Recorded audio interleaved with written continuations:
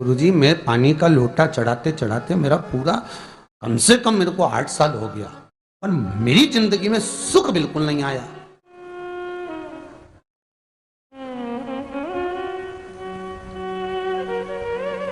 हमने कहा तूने कैसे चढ़ाया, वो भी तो सुने। तो क्या कैसे, क्या स्नान करा और मंदिर जाके लोटा चढ़ाया पानी का। अच्छा, अब मैंने कहा तू चुप रहे। उसके पति, यहीं की इसी ऑफिस की बात है, भवानी मंडी से, उसके पति से पूछा, हाँ जी वर्मा जी, सही बताओ पत्नी लोटा कैसे चढ़ाई।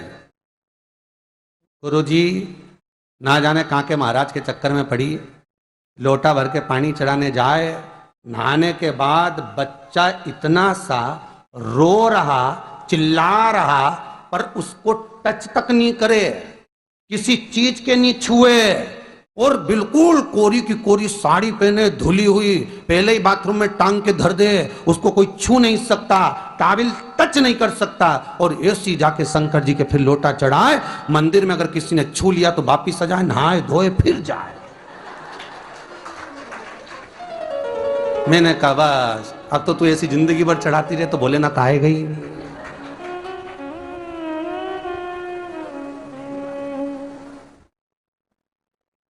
सत्य बोलो रे, मिलेगा।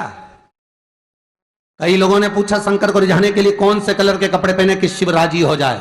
शंकर को पाने के लिए कपड़ा बदलने की जरूरत नहीं होती, शंकर को पाने के लिए कलेजा बदलने की जरूरत होती है, शंकर मिल जाता है। कपड़े से शिव कभी नहीं मिला साहब। आप कौन से कलर के कपड़े पहन रहे हो, ये शिव प्राप्त नहीं करोगे हो। सफेद पहन लिए, लाल पहन लिए, केसर के पहन लिया, उससे शंकर नहीं मिल रहा हो। बहुत सारी रुद्राक्ष की माला धारण कर ली, हाथ में भी खूब सारा रुद्राक्ष पहन लिया, यहां पर भी पहन लिया, कान में भी रुद्राक्ष धारण कर लिया, जटा पे भी रुद्राक्ष लगा लिया, उससे शिव नहीं मिलने वाला हो।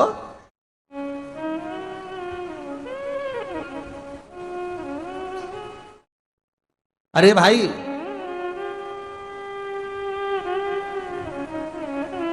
किसके पास में जा रहे हो आप जल चढ़ाने के लिए? जम के बोलिए जरा। शंकर जी के पास। शंकर जी कौन है? तुम्हारे कौन से मतलब नहीं है। भगवान को तो केवल इतना मतलब है कि आप मन कैसा लेकर आए हो। ये तन साफ करने से, स्नान करने से, खूब रगड़ रगड़ के नहाने से, लक्स पेयर से खूब घिस घिस के नालों ने, क्रीम ने, पाउडर, डेंटिंग पेंटिंग करके फिर भगवान के पास जाओ और बढ़िया 2-4 घंटे तक फैशन करके भगवान को रिझाओ, भगवान रिझेगा? अरे गर्ग संहिता में लिखा है कि शंकर को एक बार प्रणाम करने का फल क्या है कि 10 अश्वमेध यज्ञ के स्नान का जो फल होता है वो मात्र शंकर को प्रणाम करने से मिल जाता है। कितना? 10 अश्वमेध यज्ञ के स्नान का जो फल है शंकर को मात्र प्रणाम करने से मिल जाता है। पर गर्ग संहिता कहती है कि 10 अश्वमेध यज्ञ के स्नान के बाद भी मनुष्य का जन्म वापिस मिल सकता है। मतलब वापिस तुम्हारा जन्म हो सकता है, किसी भी रूप में हो, जन्म हो सकता है।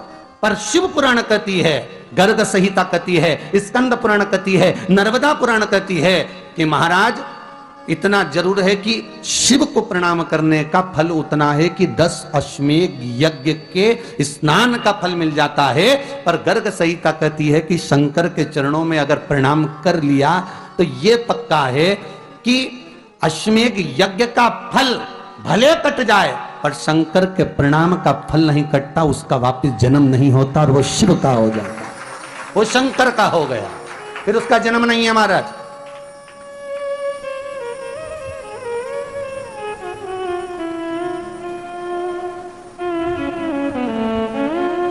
पति से कहा हाथ धो, स्नान कर लो जल्दी से, फिर अपन को चलना है मंदिर। पति बोला नहा लिया एक बार तो दूसरी बार फिर से नहा लो।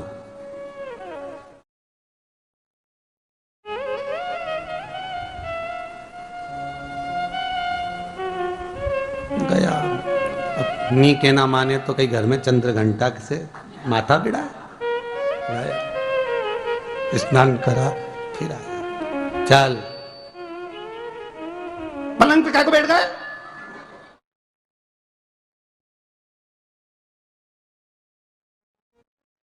पलंग ही तो है।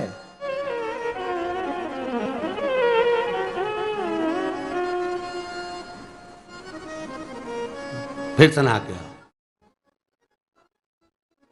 ये फिर नहवाने भेज दिया। होता एक सास बेचारी मायके जाना था, मौसी की यहाँ शादी थी। अब उसने बहू से कहा बेटा मेरे को जाना है, अपने घर में छोटे से लड्डू गोपाल, उनकी सेवा है, तू एक काम कर कि तू सेवा कर लेगी क्या? हाँ मम्मी, उसमें क्या है, करना क्या है तुम बताओ। बस सुबह से 3 बार ताली बजाना, भगवान को उठाना, पात्र में रख के नहलाना, उनको पोंछना, कपड़े पहना देना, इत्र लगा देना, चंदन लगा देना, मुकुट लगा देना, सुंदर अलकावली सब पिनाने के बाद में भगवान को दर्पण दिखाना। जब भगवान को कांच दिखाए, दर्पण दिखाए, भगवान मुस्कुरा दे, तब भगवान को भोग लगा देना। हाँ मम्मी इतना तो मैं करूंगी, और बाद में भगवान को वापिस सुला देना। हाँ इतना सा कर लूंगी। सास बिचारी कह के चली गई। अब बहू सुबह से उठ के 3 बार ताली बजाई, भगवान को उठाया, बिठाया, नहवाया, तैयार कर दिया। तैयार करके जो दर्पण दिखाया तो भगवान तो मुस्कुराया ही नहीं। अब इसको कौन समझाए कि पीतल की मूर्ति कोई हंसे है? पर उसने तो विचार करा कि सास कह के गई भगवान जब मुस्कुरा दे तो उनको भोग लगा देना। अब भगवान तो कोई मुस्कुराए नहीं, ये दर्पण दिखा, इसको लगा कि मेरी सेवा में कोई कमी रह गई। इसने भगवान का कपड़ा वपड़ा वापिस उतारा, इनको वापिस रजाई में सुला दिया। अब भगवान को वापिस रजाई में सुलाया, फिर आ गई, 3 बार फिर ताली बजाई, भगवान को फिर उठाया, फिर बिठाया, बिठाने के बाद में फिर उनको कपड़े वपड़े पहनाकर फिर दर्पण दिखाया, पर भगवान तो मुस्कुराया ही नहीं। ये वापिस इस सेवा में गलती रह गई। वापिस इसने सब कपड़ा उतारा, भगवान को फिर सुला दिया। सुबह 8 बजे से नहवा रही, कपड़े पहना रही और सुला रही। 1 बज गई, कुछ गलती रह गई होगी अपने सास के गई। अब की बार फिर भगवान को नहवाया। भगवान भी मन में सोचे नहवाई नहवा रही, खवा तो कछु ना रही। 28 बार नहवा दिया। इसके बाप का क्या जाए, 29 बार भी नहवा देगी। सर्दी होगी तो हमको होगी, इसका क्या जाए। नहवा ही रही है और खवाती कुछ नहीं, फिर सुला देती है, फिर ताली बजा। अब क्या फिर आ गई और 29वीं बार फिर बैठ गई और फिर भगवान को नहवाया, कपड़े पहनाया और पहनाने के बाद भगवान का श्रृंगार करके जैसे ही दर्पण उठाया, उठा के जो भगवान को दिखाने लगी, भगवान ने मन में सोचा अब की बार तो हंसी दूंगा, चाहे कुछ भी हो रहा। और भगवान दोनों दांत दिखा दिया। जैसे ही भगवान ने दांत दिखाया, इसने दर्पण रखा और जल्दी से भोग लाई, भगवान के जिमाया। भगवान के जिमाया, जिमने के बाद भगवान को फिर वापिस सुला दिया। अब ये सुबह से जैसे ही आए तो भगवान पहले ही मुस्कुरा के, क्योंकि भगवान को मालूम है नहवाएगी 25 बार का मतलब उसे चंद हंसी दो, हंसने में क्या जाता, तो भगवान पहले से मुस्कुरा के बैठ जा। अब एक दिन सास आ गई। सास ने कहा बहू अब सेवा मैं कर लूंगी। हाँ मम्मी कर लो। मम्मी सेवा करने बैठी। मम्मी ने भी स्नान कराया, श्रृंगार करा, कपड़े पहनाए, मुकुट लगाया। सब लगाने के बाद जैसे ही सास कांच दिखाने के लिए दर्पण को उठाई, इतने में से मूर्ति में से आवाज आई, दर्पण तो तेरी बहू दिखाएगी, उसको बुला दे, बहुत जोरदार दिखाती, वो दिखा सकती, तू वापिस धर दे दर्पण, तेरे बस का नहीं है।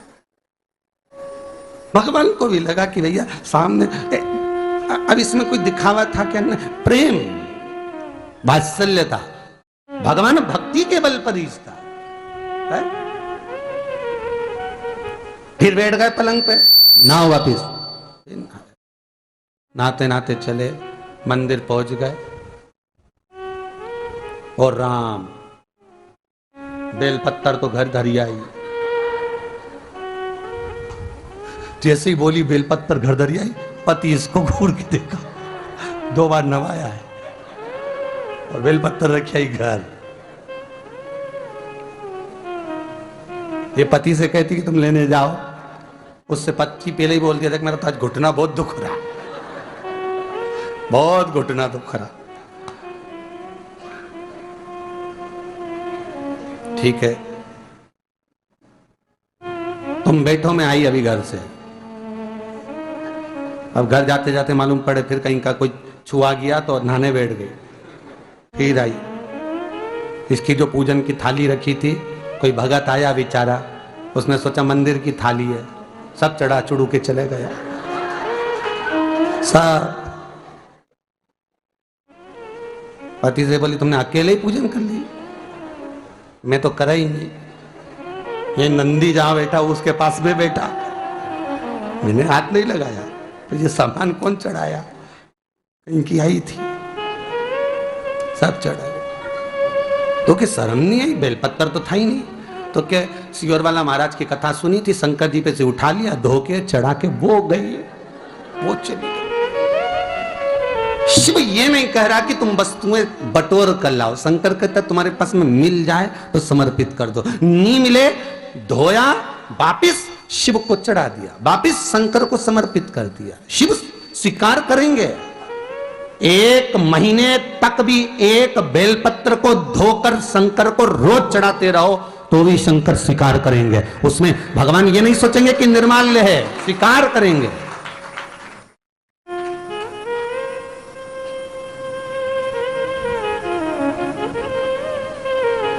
पर इसका मतलब ये नहीं है कि तुम मंदिर की घर से अगर पास में लगी हो, नजदीक में लगी हो, 8, 10, 15 घर छोड़कर कुछ थोड़ी दूरी पर भी बेलपत्र लगी हो तो लेकर जरूर जाना, नहीं तो कहीं कहीं की इतनी आलसन।